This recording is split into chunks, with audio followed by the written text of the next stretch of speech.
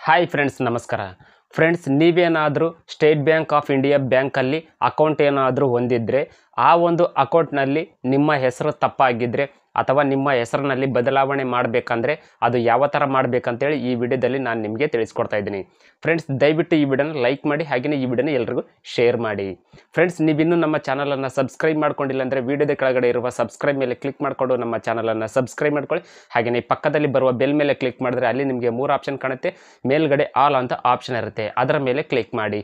ನಾವು ಯಾವುದೇ ಹೊಸ ವೀಡಿಯೋಸ್ಗಳನ್ನು ಅಪ್ಲೋಡ್ ಮಾಡಿದರೆ ಎಲ್ಲರಿಗಿಂತ ಮೊದಲು ನೀವೇ ನೋಡ್ತೀರಿ. Hi friends, welcome to Public Tech world.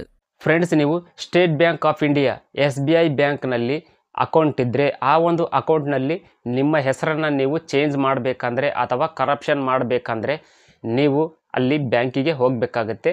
ಅದರ ಜೊತೆಯಲ್ಲಿ ನೀವು ಯಾವ ಹೊಸ ಹೆಸರನ್ನು ಸೇರ್ಪಡೆ ಮಾಡಬೇಕಂತ ಅಂದ್ಕೊಂಡಿರ್ತೀರಲ್ಲ ಅಥವಾ ನೀವು ಹೆಸರನ್ನು ತಿದ್ದುಪಡಿ ಮಾಡಬೇಕಂತ ಅಂದ್ಕೊಂಡಿದ್ದೀರಲ್ಲ, ನೀವು ಯಾವ ಹೊಸ ಹೆಸರನ್ನು ಸೇರ್ಪಡೆ ಮಾಡಬೇಕಂತ ಅಂದ್ಕೊಂಡಿರ್ತೀರಲ್ಲ ನಿಮ್ಮ SBI ಬ್ಯಾಂಕ್ ಅಕೌಂಟ್ನಲ್ಲಿ, ಆ ಒಂದು ಡಾಕ್ಯುಮೆಂಟನ್ನು ನೀವು ತೆಗೆದುಕೊಂಡು SBI ಬ್ಯಾಂಕಿಗೆ ಹೋಗಬೇಕಾಗುತ್ತೆ. ಅಂದರೆ ನಿಮ್ಮ ಲೀಗಲ್ ಹೆಸರು ಕರೆಕ್ಟ್ ಇರುವ ಹೆಸರಿರುವ ಯಾವುದಾದ್ರೂ ಒಂದು ಡಾಕ್ಯುಮೆಂಟನ್ನು ತೆಗೆದುಕೊಂಡು ನೀವು SBI ಬ್ಯಾಂಕಿಗೆ ಹೋಗಬೇಕಾಗತ್ತೆ. ಅಲ್ಲಿ ಒಂದು ಫಾರಮ್ ಇರುತ್ತೆ, ಆ ಒಂದು ಫಾರಮನ್ನು ಫಿಲ್ ಮಾಡಿ ಅಲ್ಲಿ ನೀವು ಬ್ಯಾಂಕಿನ ಸಿಬ್ಬಂದಿಗೆ ಕೊಟ್ಟರೆ ನಿಮ್ಮ ಪಾಸ್ ಪುಸ್ತಕದಲ್ಲಿರುವ ಅಂದರೆ ನಿಮ್ಮ ಅಕೌಂಟ್ನಲ್ಲಿರುವ ನೇಮನ್ನು ಅವರು ಚೇಂಜ್ ಮಾಡಿ ಅಥವಾ ತಿದ್ದುಪಡಿ ಮಾಡಿ ಕೊಡ್ತಾರೆ.